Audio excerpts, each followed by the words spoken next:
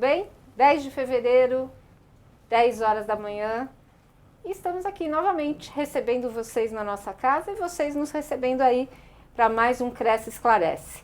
Hoje o tema é diferenças entre gleba, lote e desmembramento e loteamento.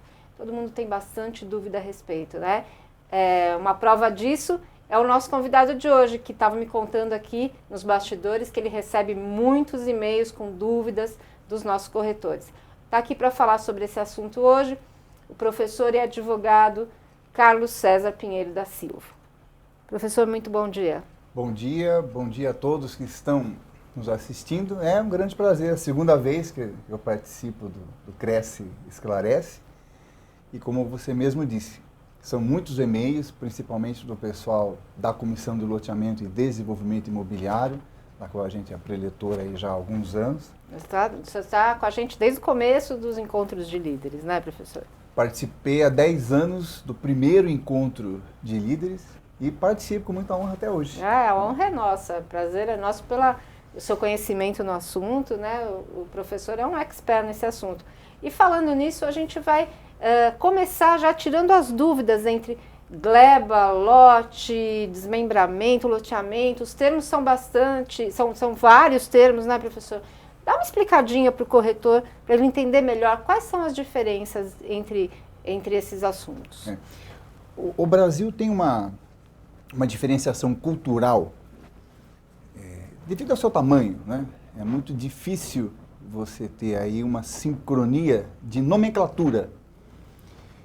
Então, muitas vezes, nós temos dúvidas, os corretores, as pessoas que trabalham na área têm dúvida, eu posso chamar isso de gleba, eu posso chamar isso de sítio, eu posso chamar de chácara. Essas diferenças, no mais das vezes, elas são promovidas por diferenças culturais, né? Não tem a ver com o tamanho da área? Não tem a ver com o tamanho. A fazenda são áreas acima de 40 alqueires. Mas isso é uma coisa que foi instituída por usos e costumes. Uhum. O que a gente tem que ter em mente é o que está na legislação nacional. Como assim? Essa expressão legislação nacional é muito interessante. A Lei 6766 de 79, ela disciplina as regras gerais do parcelamento do solo no Brasil. Eu não costumo nem chamá-la de lei federal. Ela é uma lei nacional porque ela se aplica a todos os entes da federação, ou seja, o território inteiro do país deve respeito à Lei 6766, que traz as diretrizes gerais de parcelamento do solo. Os estados e os municípios vão fazer as suas leis de parcelamento do solo, mas tem que respeitar as diretrizes da lei nacional. Nessa lei nacional, nós temos o conceito de gleba e de lote. O conceito de lote é explícito, o conceito de gleba é implícito. Como assim? A Lei 6766 é clara em dizer que lote é uma porção de terra dotada dos melhoramentos necessários para que ali seja construída uma residência, construído um comércio, enfim, seja edificado algo ali para alguma finalidade, seja comercial ou residencial. E quando ela vai definir lote, ela diz que o lote resulta da gleba. Então, automaticamente, a gente tem a condição de conceituar a gleba como uma porção de terra suscetível de ser parcelada. Uhum. Mas qual é o tamanho mínimo da gleba? Não existe tamanho mínimo da gleba. A lei federal, a lei nacional, ela traz um tamanho mínimo de lote, que é 125 metros quadrados, é um tamanho mínimo. Traz exceções também, por exemplo, em situações de zonas especiais, de urbanização de interesse social, essa medida pode ser até diminuída pela lei municipal, em situações excepcionais de interesse social. Então, a lei nacional, ela traz a medida mínima do lote e não traz a medida mínima da gleba. Nós recebemos essa pergunta muitas vezes, quanto de área precisa para se considerar uma gleba? Não precisa. Gleba é uma porção de terra suscetível de ser parcelada. A mesma dúvida a gente tem em relação aos parcelamentos rurais. Há uma confusão muito grande, é interessante a gente começar nessa distinção de conceitos com a questão do parcelamento rural. O que é chácara, o que é sítio, o que é módulo rural, o que é módulo fiscal, isso, né? Vamos tentar entender isso de uma vez por todas, partindo do princípio. Nós somos uma federação. Federação é uma união de entes. Uhum. União, estados, municípios. e também o nosso amiguinho Distrito Federal. Esses 4 entes formam a República Federativa do Brasil. Cada um faz e edita as suas leis. Agora, você imagine que confusão que seria se todo mundo resolvesse fazer leis, a União, Estados, municípios, sobre um mesmo tema. Aí ficaria, mas qual lei que vale? Vale a lei federal? Vale a lei estadual? Vale a lei municipal? É muito comum em sala de aula o aluno chegar para a gente e falar assim, professor, a lei federal é mais poderosa que a lei estadual, que por sua vez é mais poderosa que a lei municipal. Essa é uma das maiores bobagens que a gente pode falar. E a gente entendendo isso, a gente vai entender o nosso dia a dia aqui no loteamento e vai facilitar para os profissionais da área, inclusive para os nossos amigos corretores. Não existe hierarquia entre as leis federais, estaduais e municipais. O que a Constituição Federal fez de maneira inteligentíssima? Ela distribuiu a competência. Por exemplo, os assuntos de predominância nacional, os assuntos que têm que ter a mesma regra em nível nacional, para não ter confusão, normalmente a União é que tem competência para fazer lei sobre aquilo. Um exemplo fora da nossa área, legislação sobre direito de família, sobre separação, sobre divórcio. Não dá para imaginar cada estado tendo uma legislação sobre divórcio. Tem que ser igual no país todo. Tem que ser igual né? no país todo. Então, veja, a Lei 6766 é uma lei nacional porque é um assunto de predominância nacional. Então, ela traz as diretrizes gerais. Uhum. O Decreto-Lei 58/37, que é o início da regulação do parcelamento rural, traz também normas gerais.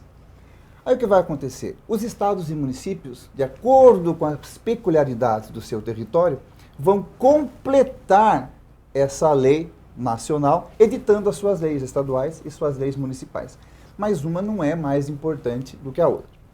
Nessa divisão de federação, as áreas rurais, eu costumo dizer, ficaram esquecidas. Como assim esquecidas? Há muita dúvida de área rural. O que acontece?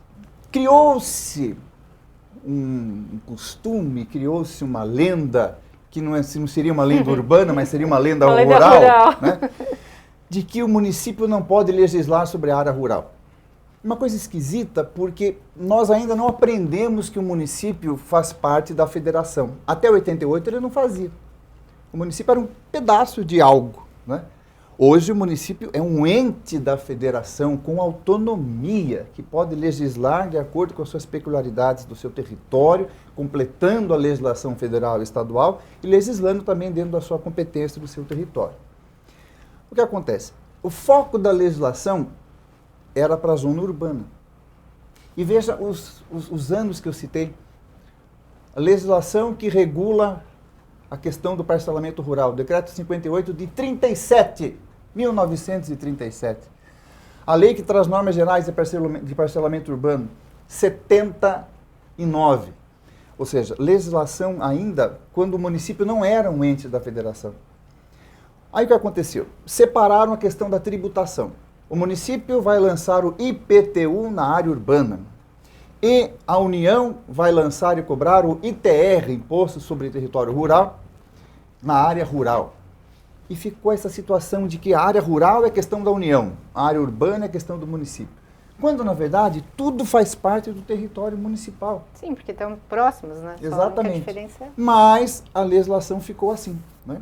Os parcelamentos rurais são aprovados pelo Ministério do Desenvolvimento Agrário através do INCRA, né? Instituto Nacional de Colonização e Reforma Agrária, que além de tratar dessas questões de reforma agrária, que realmente são de importância nacional, também aprova os parcelamentos em área rural. E a prefeitura do município aprova os loteamentos em áreas urbanas. Aí a gente passa para a área rural. Puxa vida, mas qual é o mínimo? Na área urbana eu sei que a 6766 diz que o mínimo é 125 metros quadrados. Aí o que se criou? Eu não vou entrar em questões detalhadas de legislação, porque o tempo não nos permite, mas o que se criou? Se criou o seguinte, vamos partir do conceito de módulo rural. Módulo rural é uma medida de um tamanho de terra, vamos ser didáticos, aonde aquela medida seria o mínimo suficiente para aquela propriedade, para que aquela propriedade rural seja aproveitada dentro da sua função social. Qual a função social? A função agrícola, a função de fazer a terra produzir. Então Então, qual é o módulo mínimo? Qual é a metragem mínima? Qual é a medida mínima para que uma determinada área possa ser produtiva e atingir a sua finalidade? Esse módulo tem uma medida em Natal, tem outra medida em São Paulo, tem outra medida em Minas Gerais. Aqui em São Paulo é de 2 a 3 alqueires. Um alqueire tem 10 mil metros quadrados. Então, aqui em São Paulo, de 2 a 3 alqueires, o módulo mínimo. Aí o que acontece? A União, o INCRA, tira uma média em cada estado e uma média em cada município do tamanho desses módulos rurais. A média do tamanho dos módulos rurais em cada município forma o módulo fiscal. Então, o módulo rural é o tamanho mínimo que uma área deve ter para que ela seja produtiva e atinja a sua finalidade social. O módulo fiscal é a média do tamanho desses módulos rurais. E como o nome diz, módulo fiscal, é usado aí para lançamentos tributários e para outras situações aí que não interessa a gente falar nesse momento. Aí o que acontece? Há uma vontade desenfreada, e essa a confusão maior, inclusive nas questões que foram elaboradas também pelo Gilberto, no seguinte sentido. Há uma vontade desenfreada de se fazer loteamento de chácara. Né?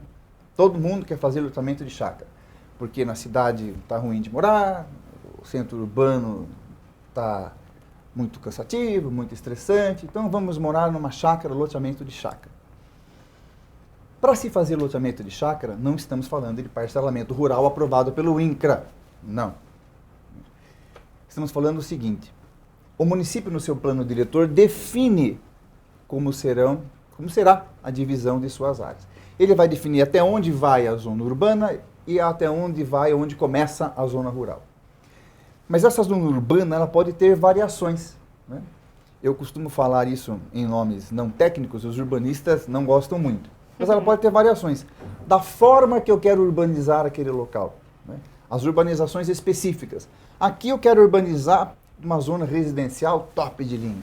Aqui eu vou urbanizar uma zona residencial para interesse social, né? Para famílias, para pessoas menos abastadas, com lotes menores, para possibilitar empreendimentos de caráter social. E em tal local, eu vou urbanizar como sendo uma zona turística. E nessa zona turística de urbanização especial, eu vou permitir o loteamento de chácaras. Ou seja, quando eu falo do loteamento de chácaras, e esse nome é popular, chácaras, podia ser loteamento de sítio, ou como dizem em Minas Gerais, de rancho. Quer dizer, cada um chama como quiser. De fazenda, né, cultural. Uhum. Esse loteamento de chácaras, que é o mais comum aqui para a gente, quem aprova? O município. Por quê? Porque não está na zona rural. Então, quem quer fazer loteamento de chácara tem que verificar a lei municipal, onde é que essa lei municipal vai permitir no seu zoneamento o loteamento de chácara. Se for na zona rural, não dá. A gente vê muito corretor, você quer vender, você quer comprar uma chácara na zona rural? Isso é uma coisa muito importante, porque se você chegar com um documento no cartório de registro e disser assim, olha, eu comprei um pedacinho de terra na zona rural. E esse pedacinho de terra tem o tamanho exigido pelo módulo rural desta região. O cartório faz a averbação, o cartório registra. Agora, se eu tenho uma área grande na zona rural e eu divido essa área grande em 5, 6, 7 partes, para vender? Ainda no meu nome, sem um documento de transmissão para vender, aí eu tenho que aprovar isso no INCRA e me submeter à grandiosa burocracia das instruções normativas do INCRA que disciplinam o parcelamento rural. É pior que o parcelamento urbano. Porque tem um conceito que é o mesmo, né? Qual é o conceito que você me perguntou no começo? Quando eu vou diferenciar loteamento de desmembramento, o que diferencia são as vias de circulação. Se eu parcelo uma gleba sem abrir novas vias ou sem mexer nas vias já existentes, eu estou falando de desmembramento. Se eu parcelar uma gleba criando novas vias de circulação ou mexendo nas que já existem, eu estou falando de loteamento. No loteamento, eu crio novas vias de circulação. Desmembramento, eu não crio. A gente está vendo, né, professor, que tem muitas variáveis, né, a serem levadas em conta. Eu fico imaginando o corretor que está trabalhando com isso. Deve ser bem complicado, né? Precisa estar muito focado para poder entender e não fazer bobeira, né? Precisa. Não fazer bobagem. No último encontro de líderes, isso é importante dizer, nós fizemos uma votação na Comissão de Loteamento e Desenvolvimento Imobiliário, foi aprovado por unanimidade, que a comissão deve ter a relação completa de todos os parcelamentos irregulares e clandestinos existentes no município. Seja na zona urbana, seja na zona rural. Apenas para que se diferencie, parcelamento irregular é aquele onde se começa com um projeto, se apresenta um projeto para a prefeitura e depois acaba se implantando aquele parcelamento em desconformidade com o projeto aprovado. E o clandestino, que é o mais comum, né, é aquele que é feito de uma forma completamente sem aprovação, né, às escuras. O cidadão vai lá, começa a piquetear a área, vai vendendo, não tem aprovação, não tem nada, então ele é clandestino. Né. E a comissão decidiu o seguinte, que há que se ter essas informações em mãos, para que se possa orientar os corretores de imóveis a não comercializar imóveis em parcelamentos irregulares e clandestinos, em zona rural ou urbana. E não adianta o CRES fazer esse trabalho tão bonito que ele faz, sendo que os corretores continuarem comercializando. E a comissão decidiu, inclusive, orientar e depois advertir, e se o corretor continuar nessa situação, encaminhar essa mesma situação às comissões pertinentes para que seja apurada a responsabilidade funcional desse servidor dentro das normas que regem o exercício da profissão. Então, a comissão do CRES disciplinar, ela vai atuar. Ou seja, o corretor precisa ter esse conhecimento. Ele tem que ter. Corretor é de Jundiaí, corretor é de Guarulhos, corretor é de São Paulo, corretor é da minha querida Sorocaba.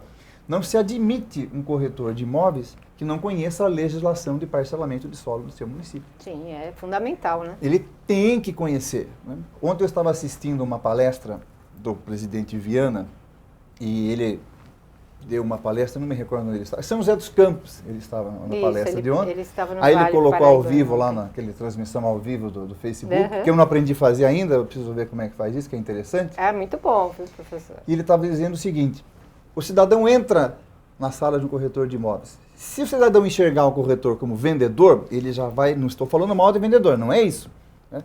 Mas se ele enxergar o corretor como um vendedor, ele vai pensar o seguinte: não, esse daí vai querer vender para mim o que for mais interessante, ele vai querer vender, ele só quer vender. Né? Agora, se o cidadão enxergar o corretor de imóveis como um facilitador, um orientador, uma pessoa que vai lhe dar assessoria para que o seu dinheiro seja bem investido, com segurança e que se atinja a finalidade que aquela pessoa quer, a relação é diferente. Por isso que eu vou juntar as duas coisas agora. Esse corretor que vai oferecer uma área, que vai captar um cliente, ele tem que oferecer e captar áreas que estejam em parcelamentos regulares, áreas que estejam sem problemas de clandestinidade, sem problema de irregularidade de loteamentos, ou seja, além de se combater os que já existem, nós temos que evitar que novos parcelamentos irregulares ocorram. Né? E, infelizmente, é uma luta inglória, porque é muito comum você ver pequenos parcelamentos e grandes parcelamentos todos os dias aí, Brasil afora, sendo implantados. Né? E às vezes, mas é na zona rural, não tem problema. Tem sim. Né? Vamos deixar bem claro aqui. Tanto o parcelamento na zona rural quanto o parcelamento na zona urbana tem que ser aprovado. A diferença é que na zona urbana é a prefeitura que aprova. Na área rural é o INCRA que aprova. As legislações são diferentes, mas o regramento, ambos os regramentos são intensos em termos de se exigir preservação de área ambiental, em termos de se exigir uma viabilidade urbanística mais correta, uma situação de respeito ao limite mínimo da fração de parcelamento rural, do módulo rural, se for no urbano, um limite mínimo de lote, a infraestrutura, no caso da área urbana, que tem que ser de responsabilidade do loteador. Os regramentos são intensos. E o corretor precisa conhecer isso. Ele precisa conhecer a origem daquilo que ele vende. Como é que resultou o lote? Como é que chegou naquela unidade autônoma com aquela infraestrutura? Ele tem que conhecer por que se chegou ali. Então, o corretor tem obrigação de conhecer essa situação. Por isso, colegas, vamos prestar atenção para quem negocia esse tipo de área, né? Para não ter problema. Temos uma pergunta aqui de um internauta, professor. Ele pergunta o seguinte: qual é a melhor maneira de se avaliar o terreno, de se colocar preço num lote? O preço final, o desmembramento, é feito somente através da averbação da matrícula? Ele quer tirar as dúvidas com relação a isso. Veja, há uma questão muito importante nesse sentido. O desmembramento, vamos tratar aqui do desmembramento e do desdobro. A Lei 6766, ela traz dois tipos de parcelamento do solo. O loteamento e o desmembramento, na distinção que eu já expliquei. Mas há também a criação do desdobro quando você tem um lote que já se originou de um parcelamento anterior e você vai dividir em dois. Né? Uhum. Aquela famosa frase que as pessoas falam, vamos comprar dia meia, né? Eu não tenho dinheiro para comprar esse lote desse tamanho, vamos comprar dia meia, a gente constrói as nossas casinhas uma do lado da outra e a grande maioria dos códigos de obras das prefeituras municipais permite que dentro de um terreno você construa duas casas vizinhas. Porque dá para você fazer os recursos sanitários de ventilação do jeito que o código manda. Você consegue construir duas casas no mesmo terreno. Uhum. Aí, o que você vai querer fazer? Você vai querer desmembrar. Você vai querer que o seu pedacinho de lote esteja registrado em seu nome, o seu carnê de IPTU esteja registrado em seu nome, apesar que o carnê de IPTU, mesmo o imóvel não estando desmembrado regularmente, registrado na matrícula, dá para dividir o carnê de IPTU, porque a tributação é desvinculada da regularidade jurídica do fato gerador. Vai lá no artigo 118 do Código Tributário Nacional, mas o cidadão vai querer autonomia naquilo que ele vai ter que comprou. pagar, né? Exatamente, ele quer a segurança maior daquele pedaço de lote que ele comprou estar aí em seu nome. Para isso, seja no desdobro, seja no desmembramento, a primeira coisa, há necessidade de que a prefeitura aprove, que dê o alvará, dê a licença, cada lugar tem um nome para esse ato administrativo. A prefeitura tem que aprovar. Como é que a prefeitura vai aprovar? Ela vai verificar se os lotes resultantes daquele desmembramento ou daquele desdobro têm a medida mínima que a lei municipal exige para aquela rua, para aquela região. Uhum. Se tiver dentro da postura municipal, a prefeitura aprova o desmembramento. E depois esse desmembramento tem que ser levado ao registro imobiliário. E o registro pode se negar a registrar. Por quê? Porque o registrador ele tem a obrigação de verificar o seguinte: o registrador, não é porque a prefeitura aprovou o desmembramento que ele vai registrar. A gente vê muito corretor dizendo assim, não, pode comprar aqui, dia meia aqui, que já está desdobrado, já está desmembrado, a prefeitura já aprovou, não tem problema. Não é assim. Quando se leva aquele registro do desdobro ou do desmembramento para o cartório de registro, o oficial do cartório pode se negar, porque ele tem a obrigação de proteger o meio urbanístico, o meio ambiente urbanístico. Ele tem a obrigação de proteger o direito dos futuros adquirentes do imóvel. Ele tem uma obrigação de zelar por esses institutos. Então, de repente, você leva o desmembramento, o oficial do registro diz o seguinte, olha, eu não vou registrar esse simples desmembramento porque eu estou enxergando aqui uma possibilidade de burla à legislação de parcelamento do solo. Vocês estão querendo burlar a lei, porque desse desmembramento depois vai nascer outro, que vai nascer outro.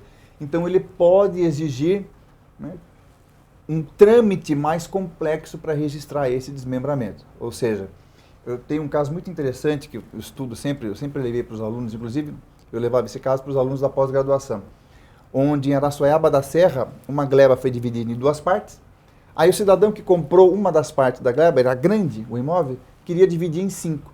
O cartório de registro não quis registrar porque ele disse o seguinte, não, aqui essa gleba já foi dividida uma vez em 2, agora pegaram uma parte e dividiram outra vez em 5, daqui a pouco vem um outro processo, vai querer dividir em 10, estão burlando a lei de parcelamento do solo porque não estão deixando área ambiental, não estão deixando área de edifícios públicos, eu não vou registrar. E o desmembramento estava aprovado pela prefeitura. Você imagina o corretor que vendeu isso, a cobrança que ele vai ter. Pô, você vendeu isso para mim, dizendo que estava tudo certo, que eu conseguiria registrar isso, que eu teria esse imóvel bonitinho, registrado no meu nome, na matrícula, e agora eu não consigo. Né? O que faltou ao corretor? Saber que o fato da prefeitura aprovar o desmembramento não significa que iria ser registrado. Porque hoje o oficial do registro tem uma função fiscalizatória também do meio ambiente urbanístico e segurança dos futuros adquirentes. Então ele precisa saber disso. Caímos naquela questão. O corretor tem que ter, não digo nem noção, mas ele tem que ter um bom conhecimento né? nas regras gerais de parcelamento do solo. Tá vendo, gente? Olha, nós estamos recebendo hoje dicas essenciais sobre esse assunto que, olha, toda vez que vocês forem fazer uma transação desse tipo, não podem se esquecer. Professor, existe loteamento fechado e aberto? Existe. Vou dar uma explicação rápida por que surgiram esses nomes, né, no comércio, loteamento fechado e aberto. A Lei 6766 trata do loteamento, divisão da gleba em lotes, com abertura ou modificação de vias de circulação. As pessoas clamam por segurança. Então as pessoas começaram a ter a ideia de murar e colocar portaria nos loteamentos. Aí vamos esclarecer uma coisa. Nós temos duas legislações, dois institutos diferentes. O loteamento e o condomínio. O condomínio é feito pela Lei 4591 de 64 e pelo Código Civil. É aquela situação onde você não tem lote, você tem uma fração ideal de um determinado empreendimento. Por exemplo, o condomínio de apartamentos. Você tem uma fração ideal, parte é de uso exclusivo seu, que é onde você entra lá depois da sua porta, e parte é de uso comum.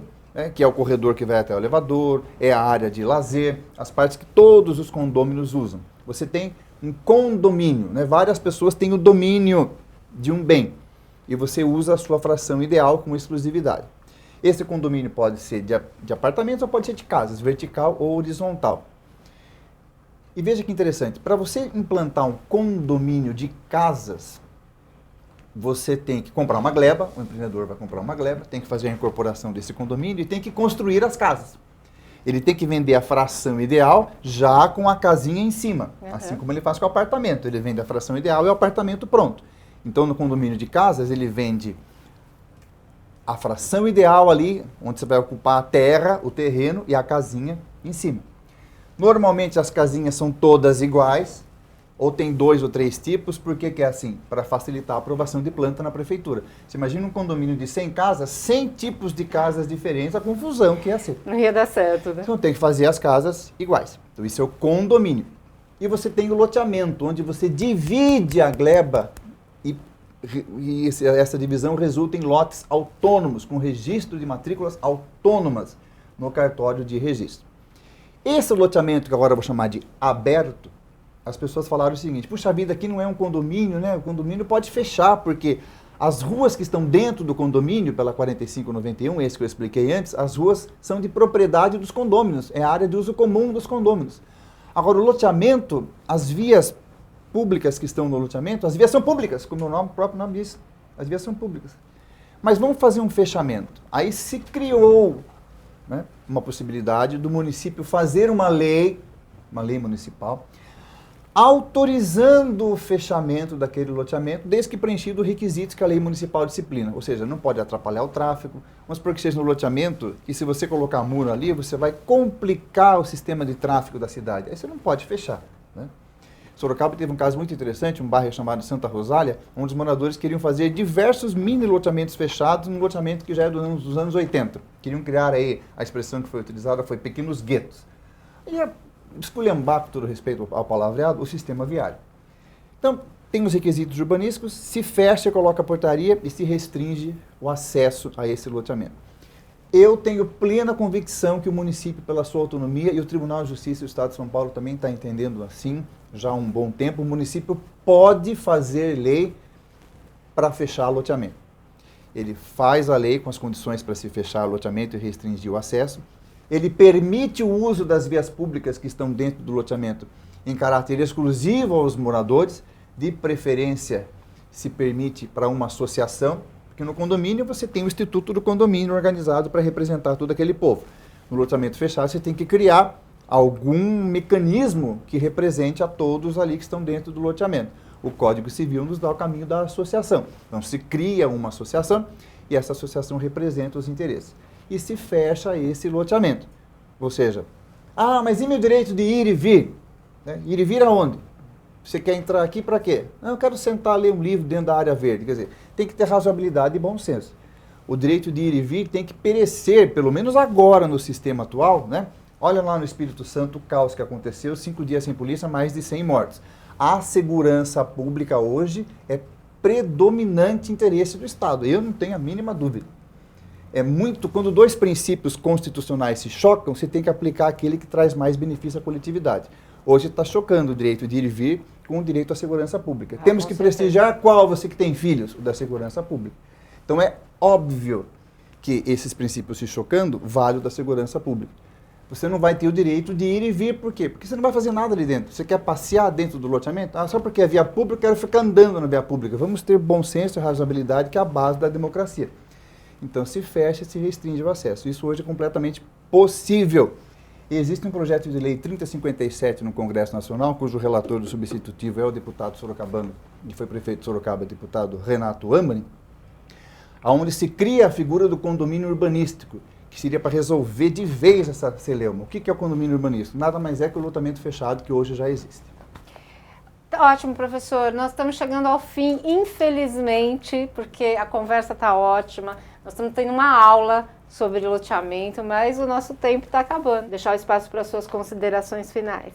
Bom, agradeço mais uma vez ao Cresce, estou sempre à disposição, gosto de vir aqui, gosto muito de conviver com vocês, com os corretores, com a diretoria. Acho que o Conselho é um exemplo para os demais conselhos, né? Não tenho a mínima dúvida nesse sentido. E você que nos assistiu, essa entrevista fica disponível no site. Assista de novo, né? E depois vá e faça uma pesquisa de cada partinha que eu abordei, porque cada parte que foi abordada tem grande desmembramento. Então a minha intenção foi de colocar aí algumas regrinhas gerais, algumas regras básicas sobre cada instituto, para que você pegue nessa sequência que nós falamos aqui da entrevista, muito bem conduzida aqui pela Sônia, para que você pegue os trechinhos dessa entrevista e depois vá aprofundar o seu estudo, vá aprofundar a sua pesquisa em cada tópico que eu falei aqui para vocês, tá bom? Gente, muito obrigada pela audiência mais uma vez. Semana que vem tem mais, contamos com vocês para mais um Cresce Esclarece na próxima sexta. Boa semana e bons negócios.